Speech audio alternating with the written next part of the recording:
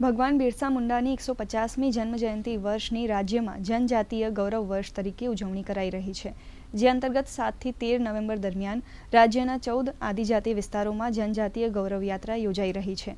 ઉમરગામથી એકતાનગર માટે યોજાયેલી ગૌરવ યાત્રા 5મા દિવસે નર્મદા જિલ્લાના જાવલી ગામે આવી પહોંચી હતી, જ્યાં તેનું ભવ્ય સ્વાગત કરી આદિવાસી વિદ્યાર્થીઓને તથા રમતગમત ક્ષેત્રે ઉત્કૃષ્ટ પ્રદર્શન કરનાર રમતવીરોને પ્રશસ્તિપત્ર આપી સન્માનિત કરાયા હતા. સાથે વિવિધ યોજનાકીય લાભોના વિતરણ કરાયા હતા. કાર્યક્રમમાં આદિજાતિ વિકાસ મંત્રી નરેશભાઈ પટેલ, વિધાનસભાના દંડક અને ડાંગના ધારાસભ્ય વિજય પટેલ, ભરૂચના સાંસદ મનસુખ વસાવા સહિત અન્ય પદાધિકારીઓ, મહાનુભાવો અને નાગરિકો મોટી સંખ્યામાં સહભાગી બન્યા હતા.